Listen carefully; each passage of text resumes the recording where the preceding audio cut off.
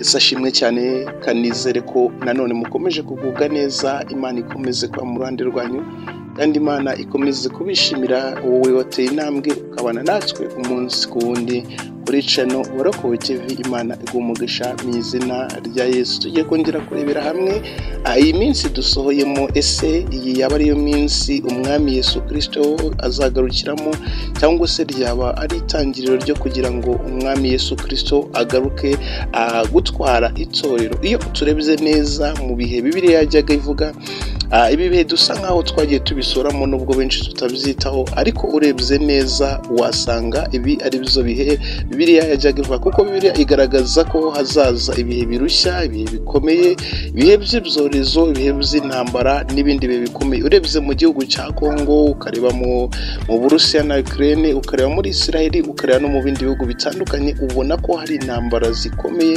kandi intambara zikakaye, ubona ko turi mu bihe bisa nkaho byoroshye. Hari akavideo mu minsi yashize mperutse kureba, ndeba uburyo ki abantu bica abandi, birantangaza, nibaza nimba bamwe mu bantu bagifite umutima wa kimuntu, birantangaza. Ariko mwene data, tudatandukire turebye ku byo Bibiliya yagaragazaga. Bibiliya igaragaza ko mu minsi y'imperuka wazaza ibintu birushya, abantu bazaba bikunda, abantu bakunda imiya, abantu bazaba bikakaza. Urebye neza muri iyi minsi, ni iminsi abantu benshi bikunda. Nta muvandimwe wumva ko yakunda mwene se, umuvandimwe atera imbere, ugasanga iryo terambere arumva ari ryiwe wenyine, ugasanga n'isi y'ishyari, n'isi y'intambara.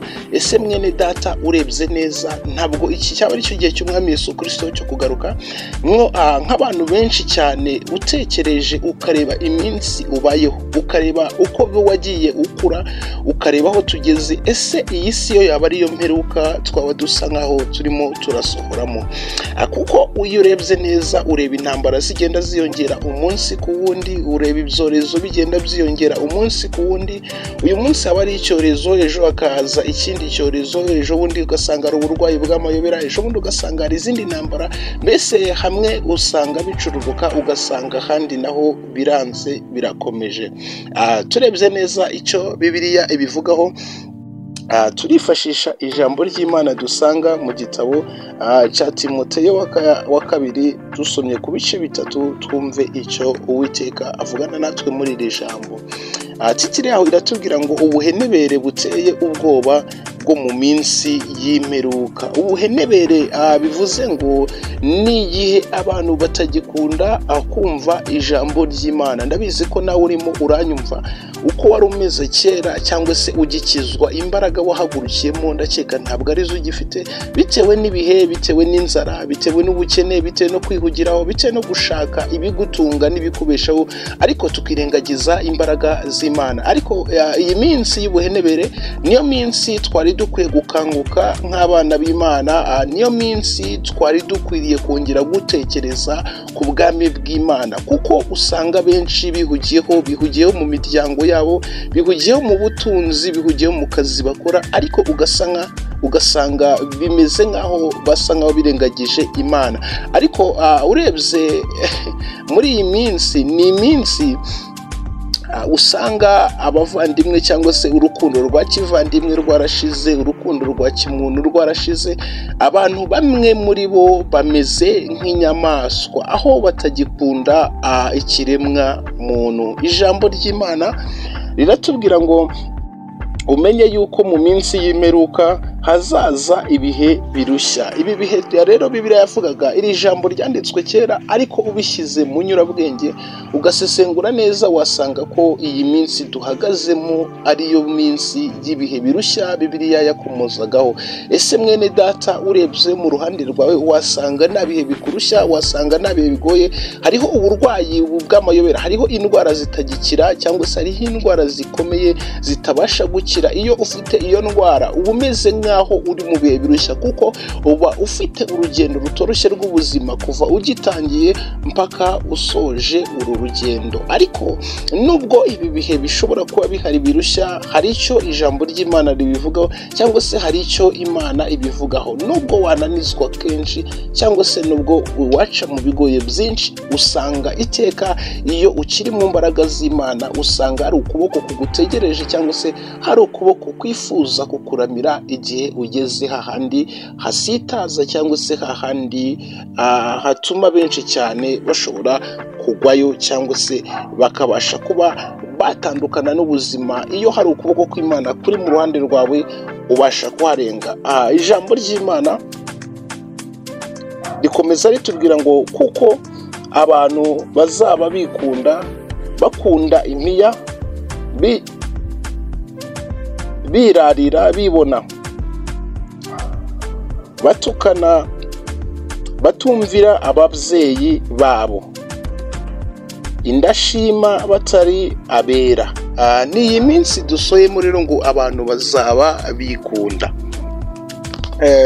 Iyo bavuze ngo abantu bazaba bikunda, ngo banirarira, bakunda imiya, batumvira ababyeyi, iyi minsi niyo minsi dusohoyemo. Ese mwene data, ndabizi ko mu bwenge Imana yatanze n'ubuhanga n'umwuka wera, iyo urebye neza ndagira ngo muzatubwire muri komenti, ukareba ibihe dusohoyemo, ukareba izi ntambara zose ziba buri munsi.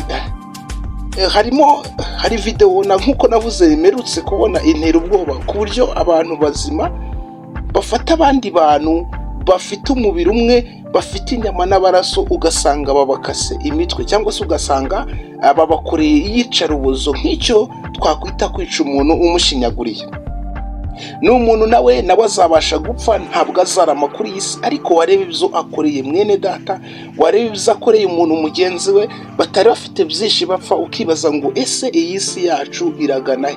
Ese ninde uzacungura iyi si? Ukibaza ngo ese ninde uzatabara ubwoko bw'Imana? Ko abantu benshi bakomeje kurengana cyangwa se ko ubwoko bw'Imana mu bice bitandukanye bukomeje kurengana, kandi iyo urebye neza usanga barengana ni babandi rubanda rugufi, usanga barengana ni babandi badafite imbaraga cyangwa se badafite ubushobozi bwo kuba babasha kwirwanirira. Ariko ndagira ngo nkubwire ngo nubwo intore z'Imana zirengana umunsi ku wundi, hari imbaraga zizazirwanira, cyangwa se twizera ko umunsi umwe tuzabasha guhabwa ubwami bw'Imana. Tuzi neza ko tuzagera mu gihugu cy'isezerano. Ijambo ry'Imana rero rikomeza ritubwira ngo badakunda n'ababo, batuzura, babeshyerana, batirinda, bagira urugomo, badakunda ibyiza. Urumva ko na hano hajemo ibintu by'urugomo, ukuntu abantu bo mu minsi y'imperuka bazaba bameze. Iyo dushushanya neza tukareba mu mbaraga z'Imana, dusanga ko iyi minsi ariyo dusa nkaho dusohoyemo, twayisohoyemo nubwo benshi batarabisobanukirwa cyangwa se benshi batarabitindaho. Ariko iyi minsi Bibiliya yavugagaho niyo minsi duhagazeho mwene data. Ndagira ngo mbwire ngo mu byo ukora byose jya utekereza no ku bwami bw'Imana, mu byo uvuga byose utekereze ku bwami bw'Imana, uburyo ugendamo ujye utekereza ku bwami bw'Imana, kuko birashoboka ko isaha n'isaha twashobora kujya mu bwami bw'Imana. Ese wizera ko ushobora guca mu nzira nk'uko umwami Yesu Kristo yayiteguye? Wizera ko ushobora guca mu nzira nk'uko Imana yayiteganije, cyangwa nawe bitunguranye wakwisanga ugiye muri bwa buzima abantu batizera Imana bateguriwe? Dukomeje, arakomeza akatubwira ngo bagambana ibyigenge, bikakaza, bakunda ibinezeza aho gukunda Imana. Ngo bazaba ari ibyigenge, ngo kandi banikakaza, banagambana. Nibyo twatangiriyeho tureba. Iyi minsi ni iminsi y'ubugambanyi, ni iminsi yo kwikakaza kuri benshi. Ngo bazaba bakunda ibinezeza, batubaha Imana cyangwa se badakunda Imana. Nawe uri muri uranyumva, itekerezeho neza wumve, ese koko wowe nawe ntago ukunda ibinezeza aho gukunda Imana? ko muri iyi minsi usanga ariho abantu bashaka ibibanezeza bidafite umumaro, aho kugira bakurikire ibibaho ubuzima bifite ubuzima. Turashaka kumva ibitunezeza ariko bidafite aho bizatugeza, aho kumva ibifite aho bitugeza kandi bifite n'ubuzima. Mwene data, birashoboka ko mu migendere yawe, mu mitekerereze yawe hari byinshi bigutandukanije n'Imana muri iyi minsi, ariko ndebye neza nkakuburira, turasa nkaho turimo turisanga mu nzira tudashobora kuzahindukira ngo wenda duce mu yindi nzira. Iyi nzira urimo uracamo none hari igihe bishoboka ko utahindukira ngo bikunde, ariko iyi minsi duhagazemo wahindukira bikemera. Iyi minsi duhagazemo ushobora kwitekerezaho ukareba neza ko inzira urimo uracamo ariyo nzira koko ikwiye. Ati bafite ishusho yo kwera, ati ariko bahakana imbaraga zako. Ati abameze batyo ujye ubatera umugongo. Imana ishimwe cyane. Twari turimo turarebera hamwe icyo Bibiliya yabivugagaho muri iyi minsi dusohoyemo, cyangwa se icyo Bibiliya yajyaga ivuga ku minsi y'imperuka. Birashoboka ko waba urimo uranyumva, ariko tekereza nawe kuri iyi minsi duhagazemo, wongere usubize amaso inyuma uvuge ngo ese byaba bishoboka ko twaba turi hafi kwegera kuza k'umwami wacu Yesu Kristo? Inzira ndimo ndacamo none yazangeza mu bwami bw'Imana, ibyo ndimo ndakora none byazangeza mu bwami bw'Imana. Imana iguha umugisha kandi kwambika imbaraga zo kumenya no gusobanukirwa iby'ubwiru bw'Imana. Imana ikwambike ubushobozi bwo kugira ngo umenye bya bindi byose utarusobanukirwa. Ariko iby'iyi minsi y'imperuka cyangwa se iby'iyi minsi y'ibyorezo n'intambara ntabwo ari ibintu bisaba ubwenge bwinshi kugira ngo tubimenye, ahubwo ni ibintu bisaba kureba tugashishoza, tukavuga ngo ese niba Bibiliya yaravugaga gutya, nimba Bibiliya itangaza gutya, ese ntabwo yaba ariyo minsi dusohoyemo? Ntabwo yaba ariyo minsi yari iruhije, yari ikakaye Bibiliya yajyaga ivugaho? Imana iguha umugisha kandi Imana igushyigikire.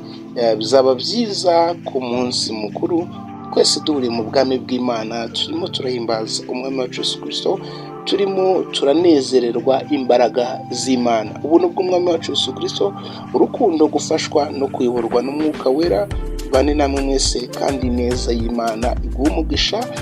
Kandi nawe twabanye kuva ikiganiro gitangiye kugera gisoje, Uwiteka kugire neza, akwibuke ku munsi ukomeye, kandi nawe ubasha kudukurikira umunsi kundi. Imana iguha umugisha. Nawe wari uhageze bwa mbere, Imana igushyigikire, Imana ikwambike imbaraga mu izina rya Yesu Kristo w'i Nazareti.